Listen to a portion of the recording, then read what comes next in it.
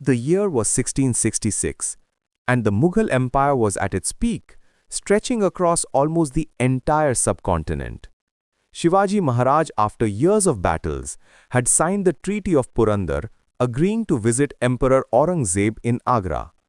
But what was meant to be a diplomatic meeting turned into a silent trap.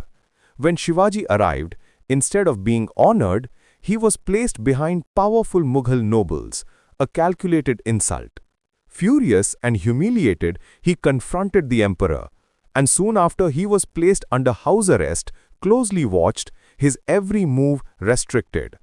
Fortified walls, layers of guards, and spies in every corner, the message was clear.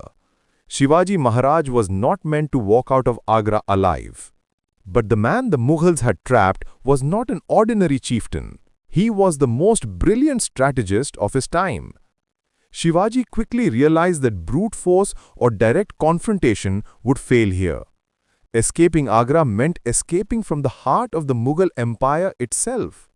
So he began observing everything: guard routines, the flow of people, the daily supply of goods, the weak points in surveillance. At the same time, he pretended to be ill, withdrawing from aggressive discussions, creating the illusion that he was slowly losing strength. As days passed, the Mughal guards gradually relaxed, believing the threat was gone. During this period, gifts and sweet boxes were regularly sent from Shivaji's quarters to holy men and nobles as part of courtesy. Slowly, the Mughals got used to seeing large baskets filled with sweets and fruits being carried out every day. And that small, simple pattern, something no soldier would suspect, became the foundation of one of history's greatest escapes. When the moment was right, Shivaji executed his plan. On a carefully chosen day, he placed his young son Shivaji inside one of the large baskets. Loyal attendants carried the basket out, and the guards didn't even look twice. A child slipping through the walls of Agra, the Mughal Empire hadn't even imagined it. But Shivaji was still inside, and the escape was only half complete.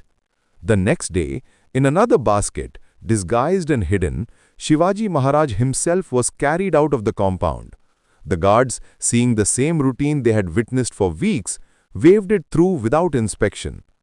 In a city full of soldiers, in a palace full of eyes, the most wanted man in India simply walked out, unseen, unnoticed, unstoppable. Outside Agra, Shivaji and Shivaji traveled in disguise, changing clothes, routes, and supporters at every stop. Sometimes he dressed as a holy man, sometimes as a wandering merchant, shifting identities faster than the Mughals could send orders. By the time Aurangzeb realized his prisoner had vanished, Shivaji had already crossed river after river, forest after forest, moving closer to the Deccan. His escape was so flawless, so unpredictable, that even Mughal historians later wrote about it with shock and respect. When Shivaji finally returned to Maharashtra, the people welcomed him like a king resurrected. His escape from Agra didn't just save his life, it rebuilt the Maratha momentum, revived the fight for Swaraj, and proved to the world that strategy can break even the strongest chains. The Great Escape remains one of the daring moves in Indian history, a reminder that even in the heart of danger, brilliance can carve a path to freedom.